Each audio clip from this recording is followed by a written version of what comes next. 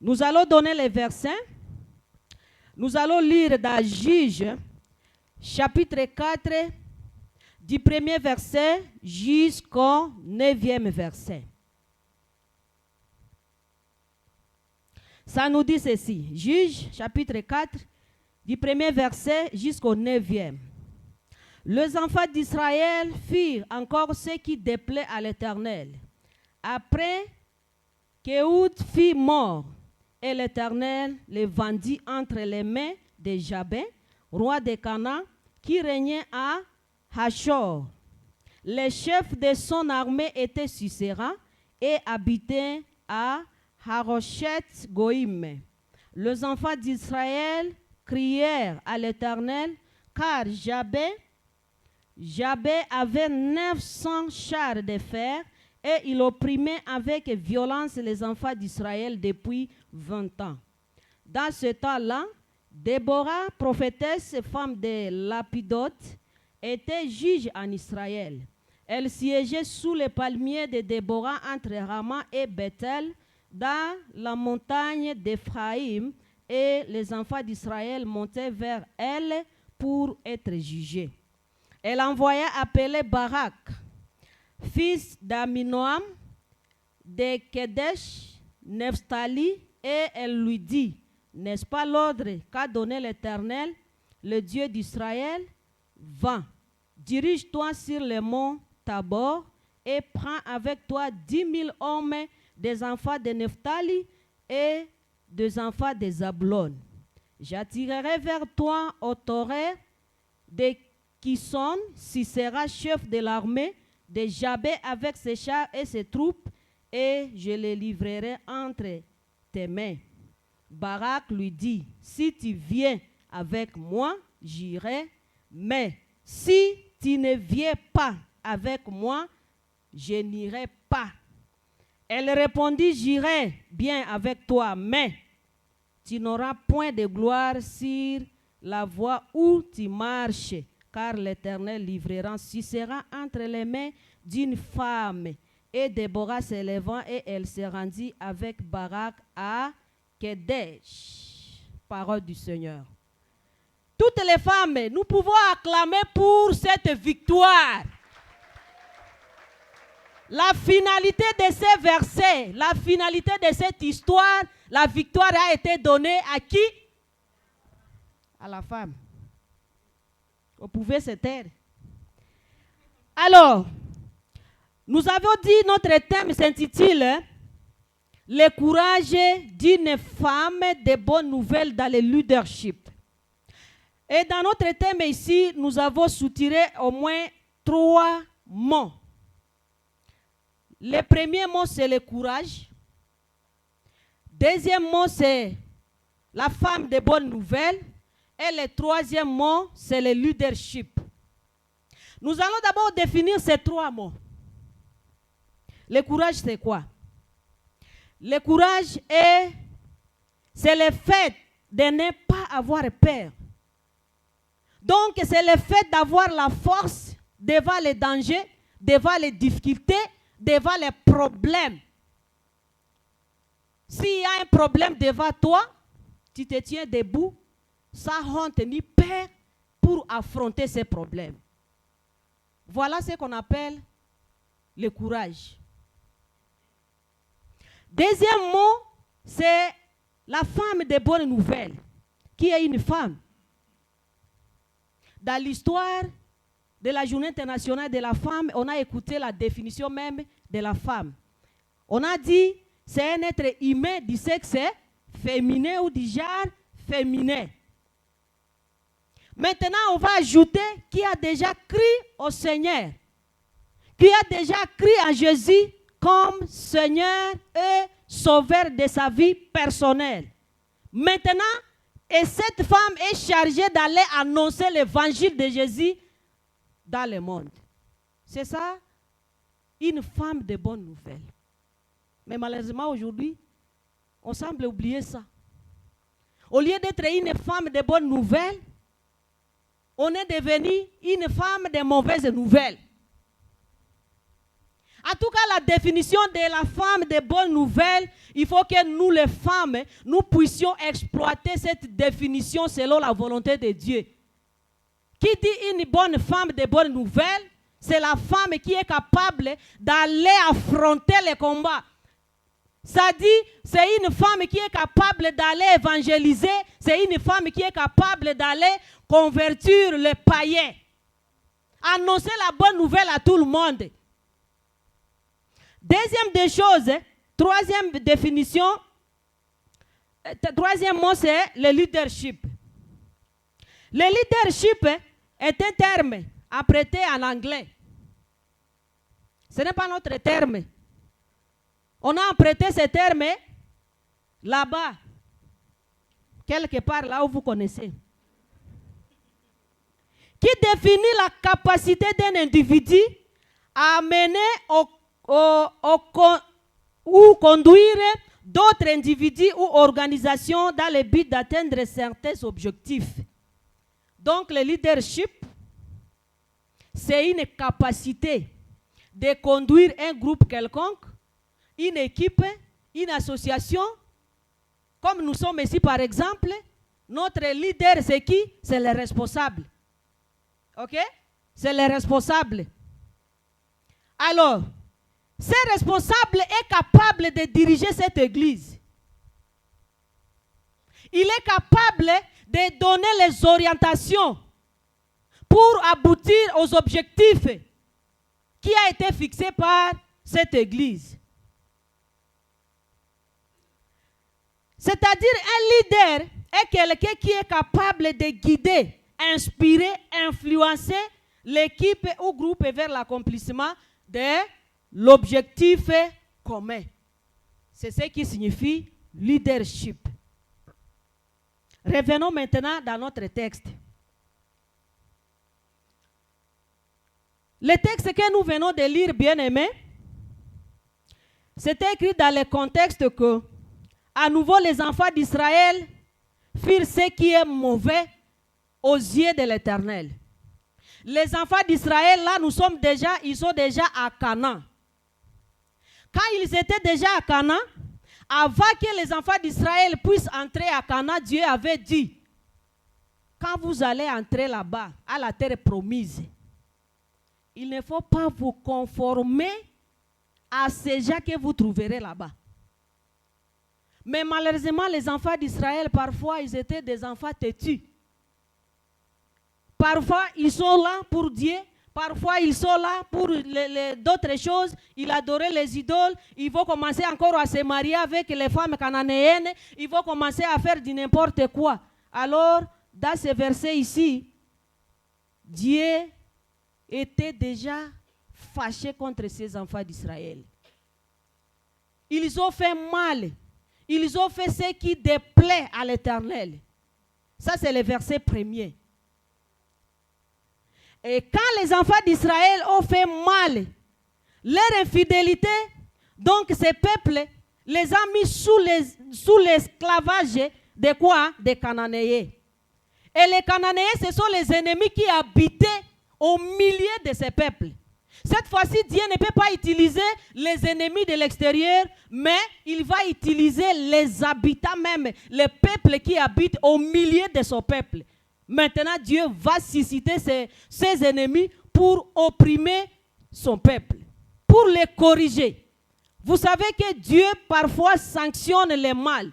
Dieu sanctionne les péchés. Dieu sanctionne donc toute chose qui est mal à ses yeux. Mais il est prêt pour pardonner. C'est pourquoi dans le verset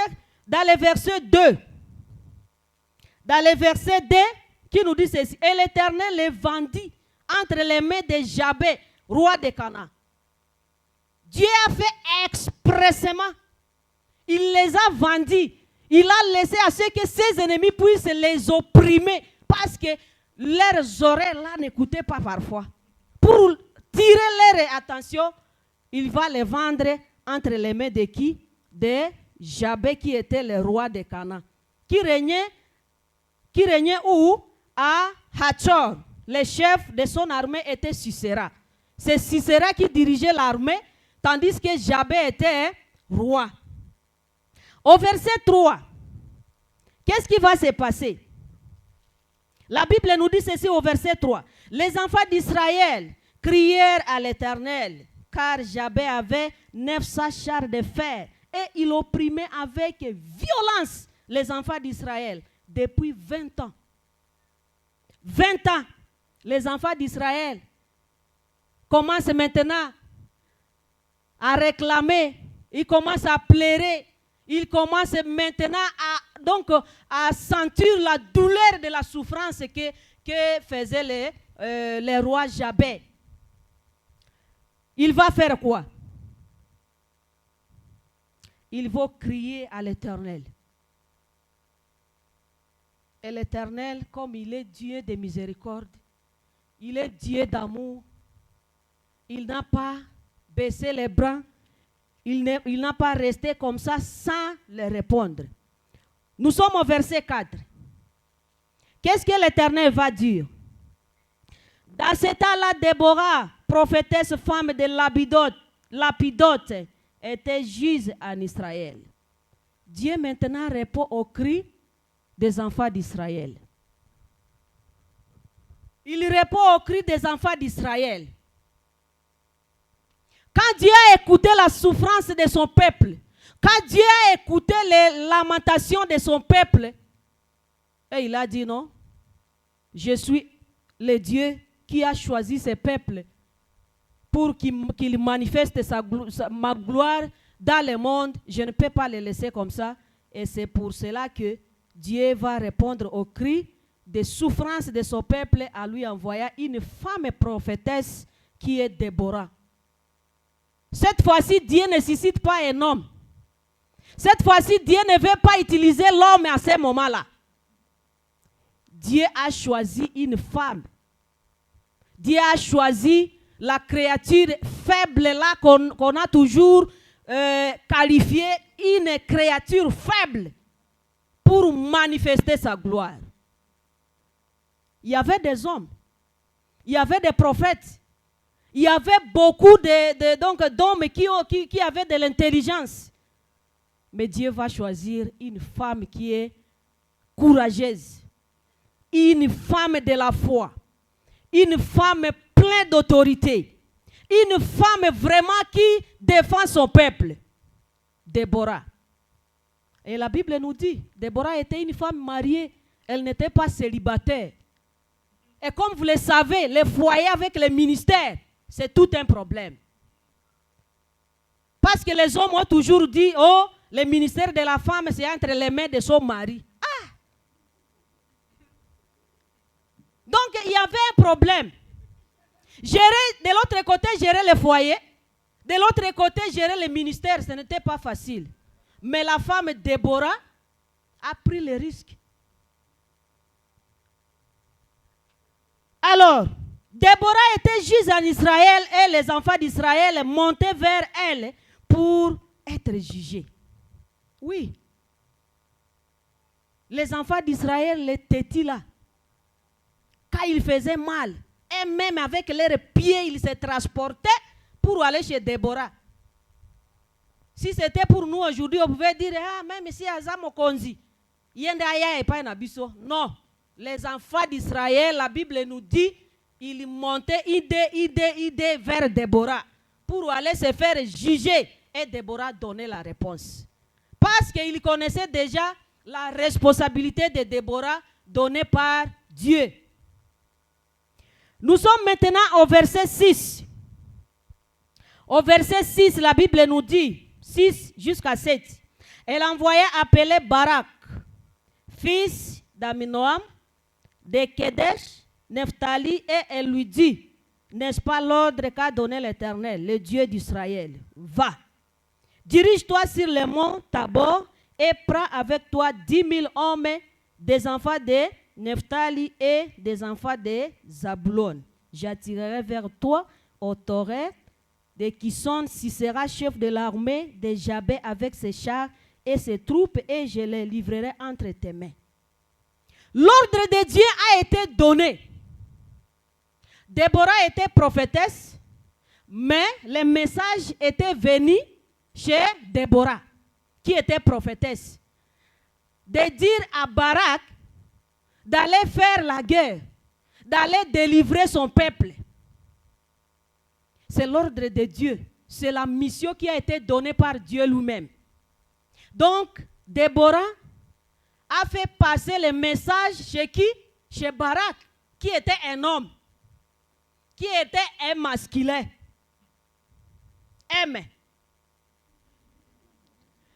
Mais, bien aimé, la chose étonnante qui m'a étonné, c'est quoi? Ce sont les mamans qui vont répondre à cette question.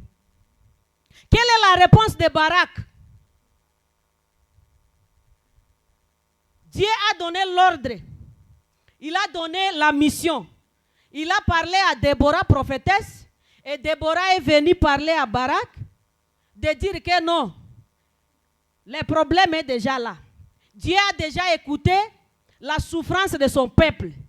Cette fois-ci, il est venu délivrer son peuple.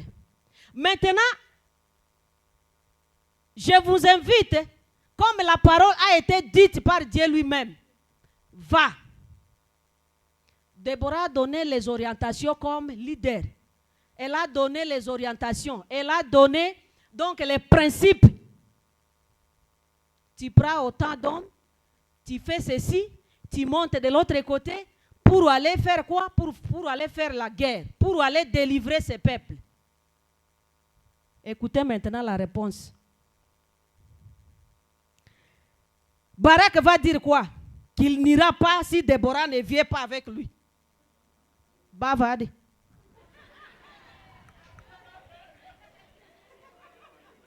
Bah maman est.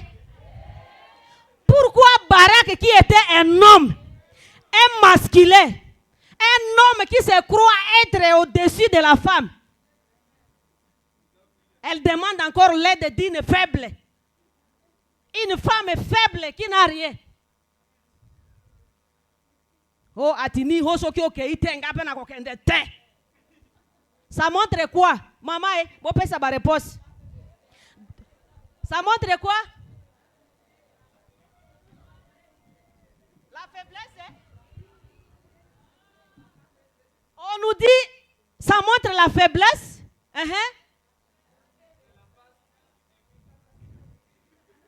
L'incapacité. L'homme est limité.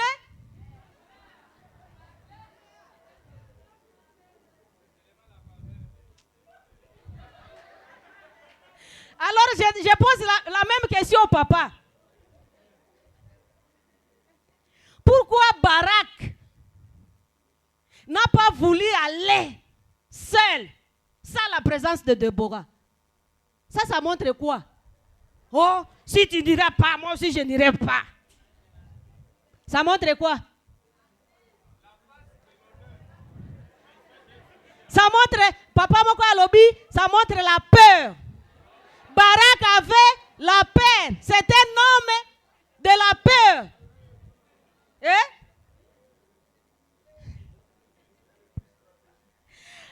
Merci beaucoup pour les réponses. Merci beaucoup. Chères femmes, ces versets nous intéressent beaucoup. En tout cas, ces points ici, à ce qui concerne la réponse de Barak, que ça puisse nous donner la force, que ça puisse nous encourager d'aller en avant, que ça puisse nous donner encore l'onction de se considérer.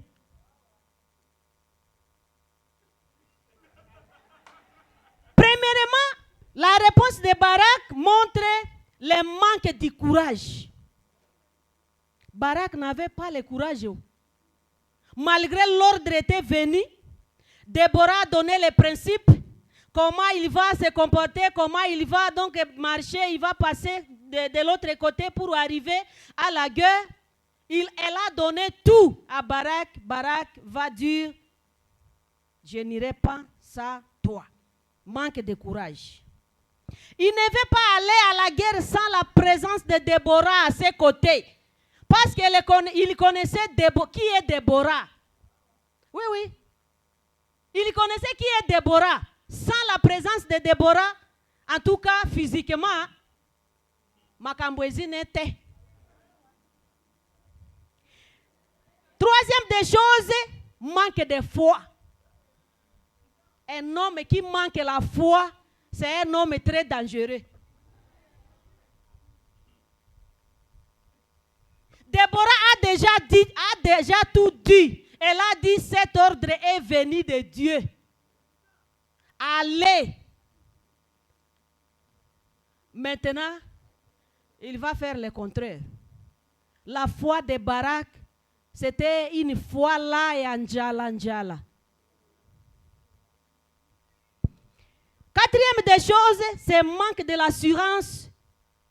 Lorsque Déborah, qui était prophétesse, lui a dit que cet ordre venait de Dieu lui-même, il pouvait être sûr. Il pouvait être sûr de la parole de Dieu lui-même. Il pouvait être sûr de lui-même en tant qu'un homme.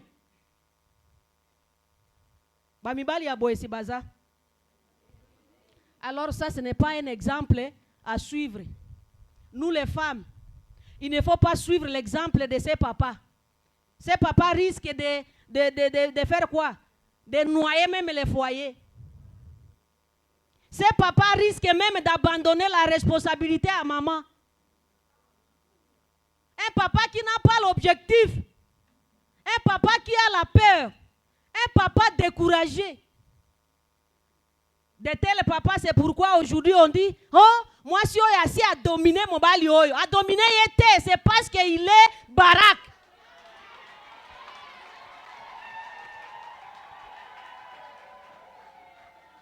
Oui.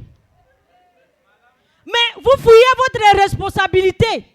Et vous voulez assez que on t'appelle qui? C'est la femme qui dirige. Si c'est la restauration, c'est la femme. Vêtir les enfants, la femme. Donner la nourriture, la femme.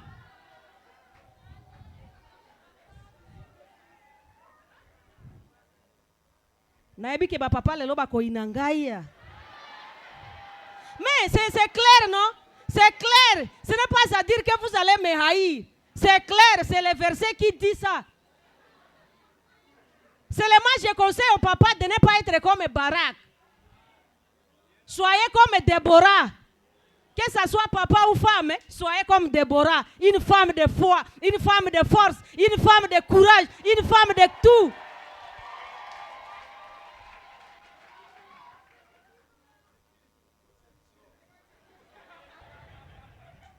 Ça, c'était entre parenthèses. Maintenant, l'ordre donné par Dieu pour une femme courageuse. Qu'est-ce que Dieu nous dit? Qu'est-ce que Dieu recommande à une femme courageuse? À une femme de la foi comme Déborah? À une femme d'autorité comme Déborah? À une femme de principe comme Déborah? Dieu nous demande, la première des choses, d'avoir le courage. Avoir le courage. Quand nous lisons dans 2 Samuel chapitre 10, verset 12. Est-ce que quelqu'un peut lire ça vite, vite? 2 Samuel chapitre 10, verset 12. Ça, c'est l'ordre donné par Dieu lui-même. Ça nous dit quoi? Avoir le courage.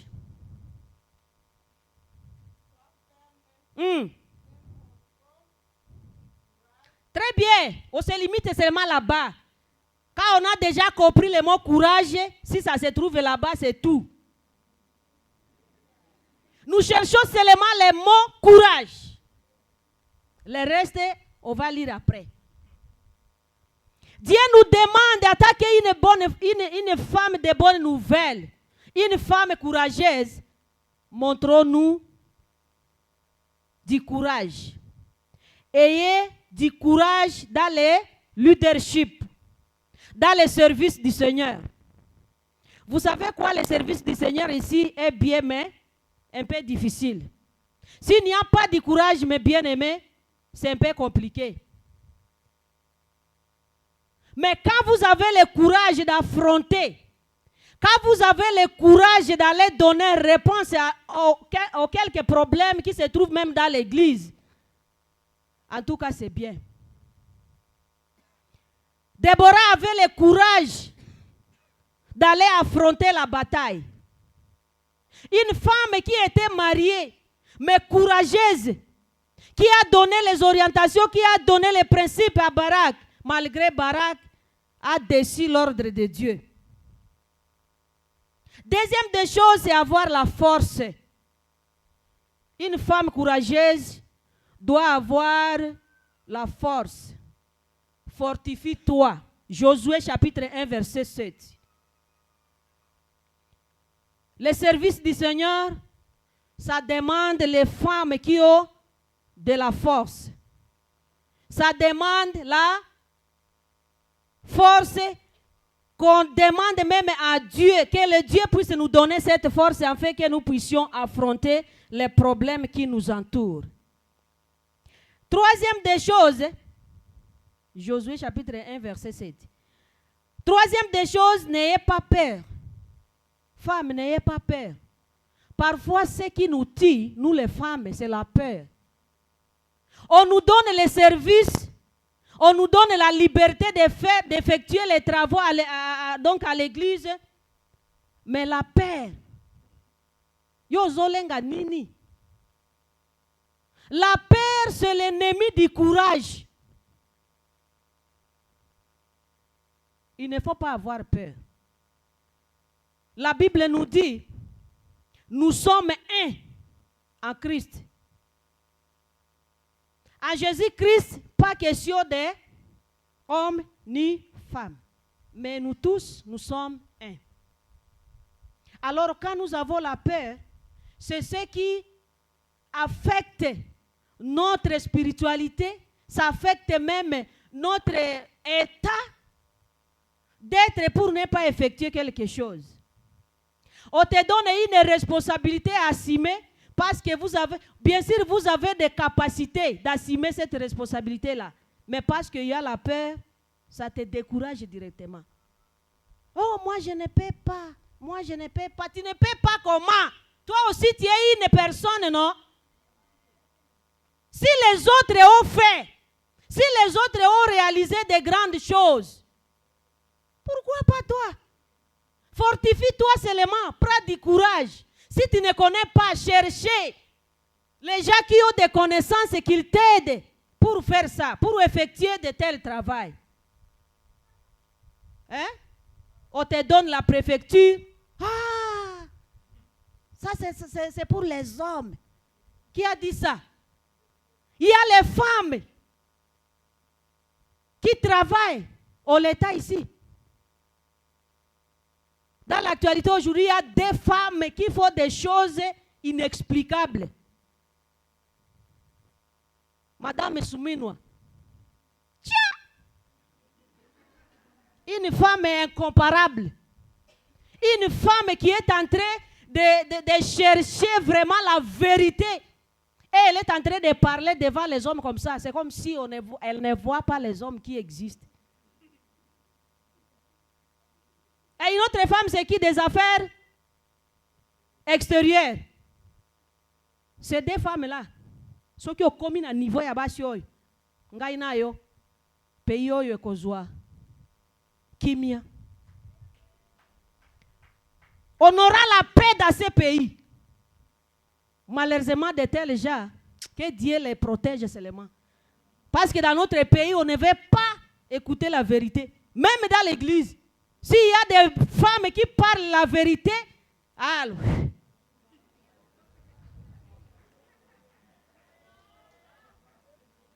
Vous savez quoi? La négligence, ce n'est pas bien. Les femmes que vous voyez ici, les femmes ici ont des capacités, ont des paroles vraiment convaincantes, ont des bonnes idées dans leur tête, mais malheureusement, on les fait comme ça, bah, finir bangolo la foufou.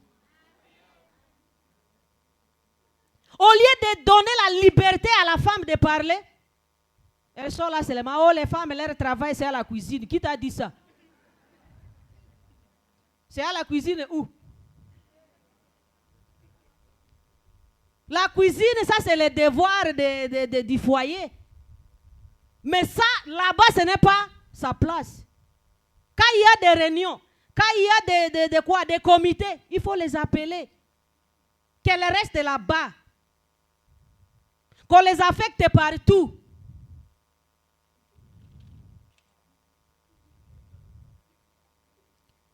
Voyons un peu les obstacles du courage. Les obstacles du courage.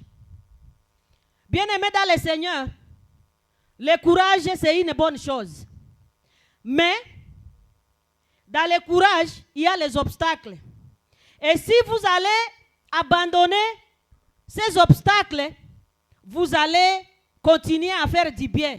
Que ce soit dans la communauté, que ce soit dans la société, là où vous êtes, même dans la famille. Les ennemis ou les obstacles du courage, c'est quoi? Première des choses, attaquer maman, la sous-estimation. La sous-estimation, c'est l'obstacle du courage. C'est l'obstacle pour avancer. Nous, les mamans, dès aujourd'hui, sous-estimation, comme on a pamba. Donc, tu te négliges toi-même. Tu te vois, c'est comme si tu n'existais pas. Tu n'es rien. Oh, moi, je ne mérite pas. Ce sont les hommes qui méritent. Non, nous tous, nous sommes un. Nous méritons. Nous voyons ça même ici à l'église. Une maman qu'on peut donner la place ici devant. Non, ça c'est la sous-estimation. On te donne une place, on te respecte. Les papas aussi parfois nous respectent. Ils nous donnent des places, mais nous refusons. Tu te sous-estimes par rapport à quoi? Tu es capable de faire ce que les hommes sont en train de faire. Tu es capable de prêcher. Tu es capable d'évangéliser. Tu es capable de changer notre pays. Tu es capable de faire ceci, cela. Ne te sous-estimez pas. Si on te donne un service, c'est l'occasion maintenant de montrer vos dons. Prenez ça avec courage. Même si on ne te donne pas les programmes, allez chez les pasteurs, les loboti, atana kambado. Oui. Vous attendez seulement les 8 mois, c'est qu'on puisse vous placer ici. Oh, c'est les mamans qui vont prêcher. Non. Nous sommes aussi capables de faire tous les travaux que les hommes sont en train de faire. Même la maçonnerie. Même l'église est ici. On monte. S'il s'agit d'aller, je ne sais pas si faire quoi? Faire la guerre. Yoko zwa mundugis. Pour bêti massa sur diriger Bitumb. Déborah avait les principes. La sous-estimation. Ne te sous-estimez pas. Tu es une femme de valeur. Tu es une femme pleine de potentiel. Deuxième des choses, c'est la pauvreté. La pauvreté, elle, c'est l'ennemi du courage. Parfois, nous les mamans, on n'a rien. Nous sommes rien. Et chez moi, je suis dans une ville de misère. Et je ne peux pas, je ne mérite pas. Qui est pauvre et qui n'est pas pauvre?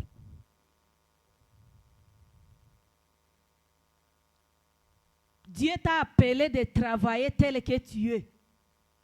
Il t'a appelé, il connaissait votre temps. Ne te sous-estimez pas. Troisième des choses, c'est la peur, ce qu'on a dit. On a déjà parlé sur ça. N'ayez pas peur, affrontez. Quatrième des choses, c'est la colère. La colère, c'est l'ennemi du courage. Nous, les mamans, quand on se fâche, c'est compliqué. Hein? On abandonne tout. Ce qui n'a silikia, on a tiki maté, on a côté à terre.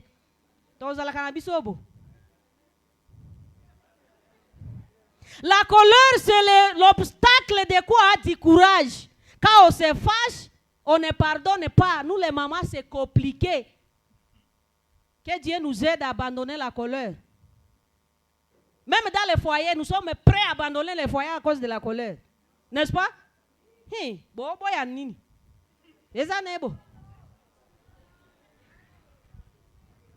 la femme se fâche, elle est prête à abandonner même les foyers. Ça, c'est l'obstacle du courage.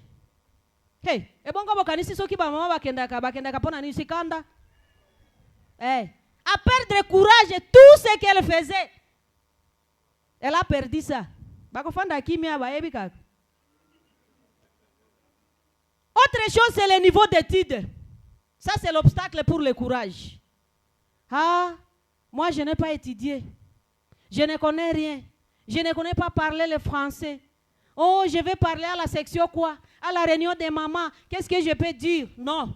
Il y a les gens qui n'ont pas étudié, mais qui dirigent les grandes entreprises.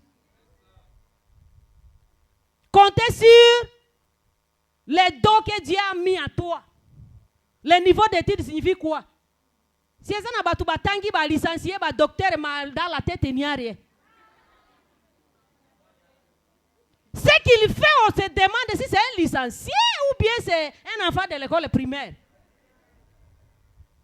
Alors, ce n'est pas bon.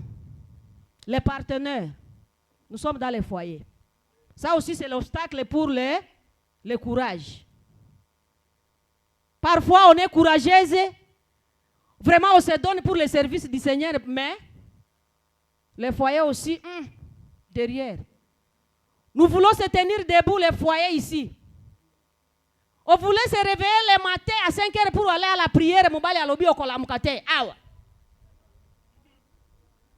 Alors, si vous avez de tels maris, priez pour lui.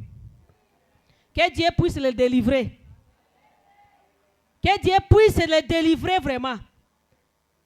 Femme, ne te néglige pas. Tu es une bonne femme. Tu as des valeurs devant Dieu.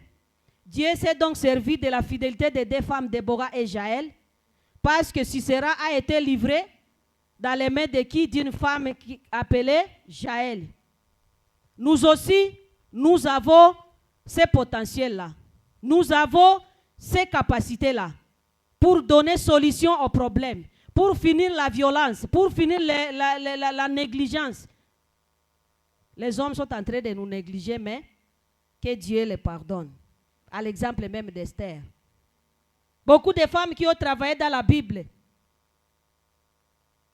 Alors, aujourd'hui, je sais qu'on va prier pour les femmes qui se sont découragées, qui se voient qu'elles n'ont rien, qui se négligent. En tout cas, que Dieu puisse susciter des Déborah parmi nous les femmes. Que Dieu puisse susciter des Déborah, des Jaël dans notre communauté, dans notre église. Et nous, église, laissez abandonner les préjugés, nos routines. Laissez les femmes en paix, qu'ils travaillent en paix. Oh, dans notre communauté, on a fait ceci et les femmes ne méritent. Non, non, non, non, non, laissez ça. Et que Dieu nous bénisse.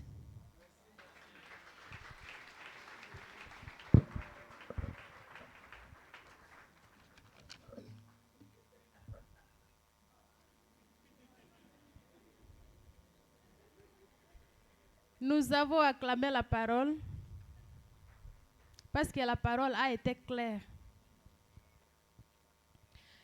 Nous baissons nos têtes. Nous voulons juste prendre un petit moment pour la prière. À l'instar de Déborah, nous les mamans, là où nous sommes assises, nous sommes assises sur la peur. Toi, maman, tu connais ce que tu traverses dans ton foyer. Et je connais ce que je traverse dans mon foyer. Tu connais ce que tu traverses dans ton service. Oyebi ozali koleka na kati ya musala na Nzambe. Yo mama na sango malamu, ngai mama na sango malamu. Lelo nazali découragé. Pona ba difficulté ndenge na ndenge nazali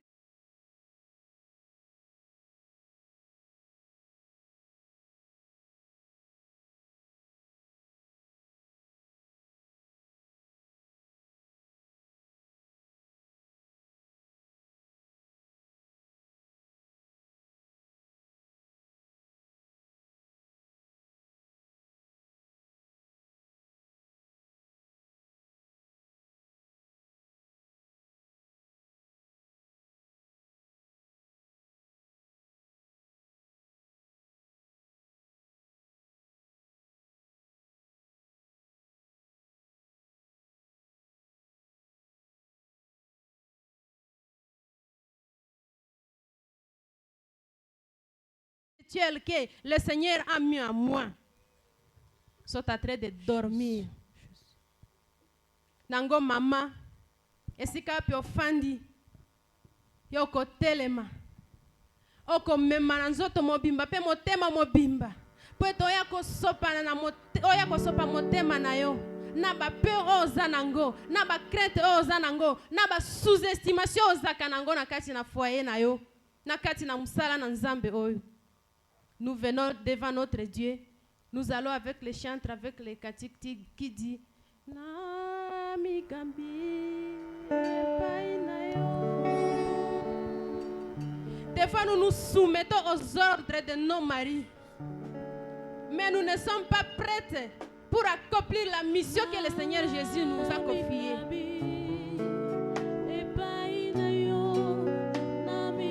Le moment est venu pour que tu te tiennes. Tu laisses la place que tu avais occupée lors des cultes et que tu viennes devant le Seigneur au pied du roi des rois pour te décharger de la charge qui te décourage, qui est en train de t'affaiblir dans la mission, dans cette grande mission d'annoncer et de proclamer l'évangile librement. Maman, si tu veux être aujourd'hui libérée, le moment est venu. Tu te tiens là où tu es et tu avances. Non pas devant moi, mais devant le Seigneur. Merci maman. Tu peux avancer. Avancer. Avancer. Avancer. Venons. Déchargeons-nous de toute charge qui pèse négativement sur notre foi, qui nous décourage. Avançons devant le roi des rois, parce qu'il est capable de nous décharger. Il est capable de nous revêtir encore de courage.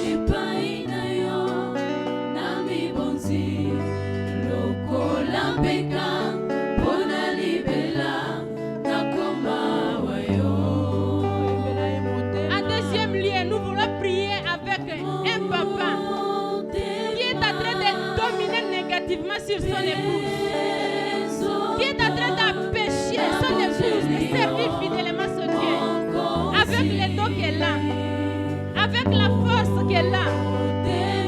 Elle est en train d'empêcher sa femme de ne pas bien servir son Dieu. Le moment est venu pour venir demander pardon devant Dieu et de laisser libre son épouse pour servir son Dieu.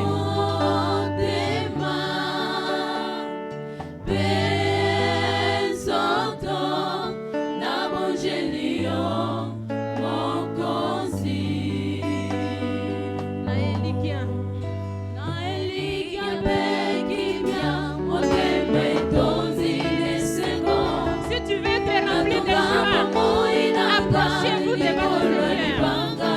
Il est capable encore de vous donner afin que vous puissiez tenir ferme malgré les obstacles qui vont venir. Tu seras capable de te défendre.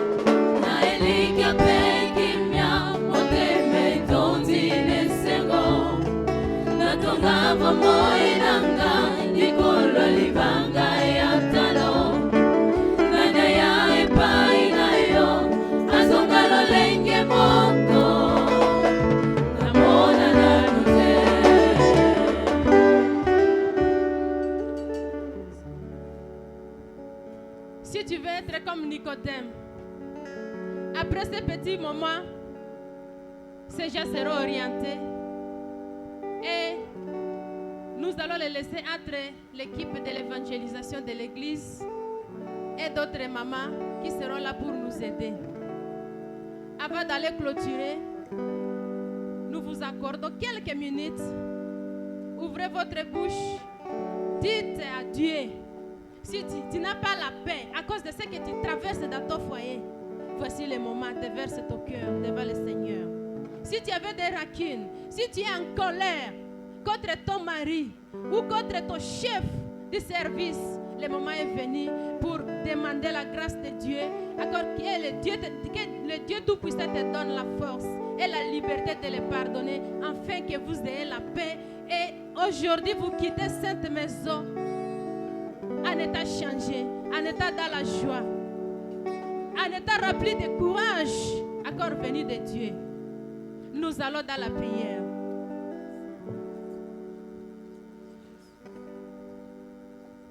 Merci Père de gloire pour cette opportunité que tu nous as accordée ce matin. C'est vrai, nous, maman, nous nous présentons physiquement à bonne forme, mais intérieurement, nous sommes des fois sérieusement blessés. À cause de tout ce que nous traversons, que ce soit dans nos foyers, que ce soit là où nous travaillons. Seigneur, tu nous as rappelé ce matin, à l'instar de maman Déborah, malgré tout cela, tu nous connais. Tu vas encore nous utiliser puissamment pour ton ministère. Seigneur, tu m'as rappelé aujourd'hui que si tu m'as placé à côté d'un homme, ce n'est pas pour rien. C'est-à-dire j'ai des capacités nécessaires pour accomplir ta mission ici-bas. Nous sommes approchés de toi, malgré nos insuffisances, malgré nos incompétences, malgré nos faiblesses. Nous sommes approchés de toi parce que si tu tiens nos mains, tu as la capacité de nous donner une nouvelle vie, de courage, de force, de la joie que nous avons perdue il y a longtemps. Merci Père de gloire parce que tu vas agir. Merci Père de gloire parce que tu vas répondre à chacun, à chacune de nous selon les besoins de nos cœurs. Béni sois-tu à jamais. Merci parce que nous allons quitter cette salle en étant transformés, en étant libérés. Merci Jésus. Manifeste-toi puissamment. Donne-nous le courage de proclamer ton évangile dans la liberté totale. Loin de nous la crainte, la peur. Parce que c'est un grand blocage pour que nous ne puissions pas accomplir ta mission. Donne-nous la compétence nécessaire afin que nous puissions aller jusqu'à la fin. Au nom de Jésus.